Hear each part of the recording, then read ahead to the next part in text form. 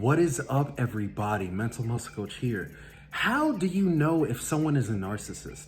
You know, we use terms like this so often in relation to people because we have a general understanding in regards to what they are. But when it really comes to truly understanding if someone is textbook for a particular diagnosis, what do I look for? How do I understand how they'll influence me and respectively interact with me? These things are very important, especially when you're dealing with someone like a narcissist. So, we generally understand the fact that narcissists are arrogant, that they appear to have a high level of self-worth, and that they think themselves superior to other people. Now, all of these things are very true, but there are also some other crucial factors. Number one is the fact that narcissists lack empathy. They really do have a different relationship with emotion, where because of the fact that they tend to be more cognitive in the way that they think and comprehend and analyze things, they don't really have the same relationship with emotion, and respectively, they have a very different relationship with other people's emotions. Now, here's the thing. While they lack empathy, we need to understand that narcissists may not be able to identify with emotions,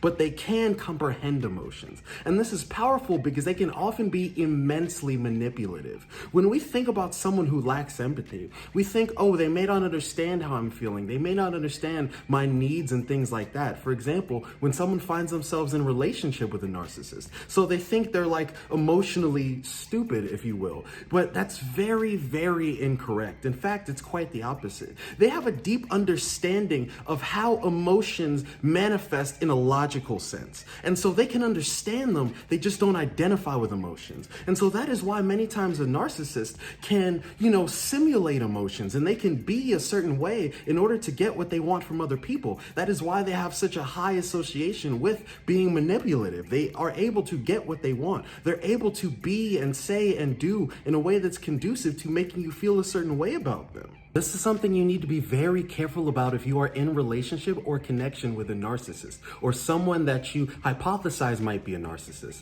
You can't necessarily trust the emotions they express when they have a particular goal in mind, because they can simulate those emotions really well without them being actually authentic. Another thing is they can be very grandiose. They can have a love for grandiosity, doing epic things, being seen in an epic way. They love grandiosity because they have an enlarged sense of self. But here's the primary key that I want you to understand about narcissists, that narcissism is an issue with regulating self-esteem. It is a disorder with regulating self-esteem. So in essence, while they can seem that they have a very large sense of self, at the same time, they are constantly seeking validation. They are constantly concerned about how other people are viewing them. And so many times, let's say, for example, when a narcissist does a bad thing, they probably won't feel very much guilt, but they'll feel shame, because shame is an external emotion. Shame is in relationship to how others view them. That's why, for example, if you're in a relationship with a narcissist and you guys go around other people, like let's say if you go around your family or you go around your friends, and then suddenly they're on their best behavior. They know exactly what to say. They know exactly how to be. They may be suave and very put together. And you're like, whoa, what the hell? Where was this when we were at home? It's because they're very wary of how others see them. Another example, if you express dislike for this narcissist that you're connected to, and maybe you tell them, oh, I don't want to be friends anymore. I don't want to be in a relationship with you anymore. And then all of a sudden they seem to become perfect. They know the exact things to say, the exact things to do. And you're like, whoa, where is this coming from? Do you really care about me? You really see me?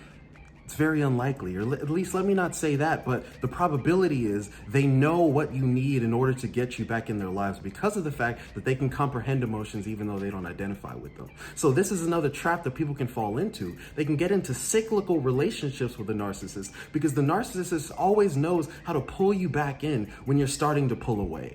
So all of these things are very powerful, and it's something I want you to take into consideration, because being in relationship or connection with a narcissist is no laughing matter.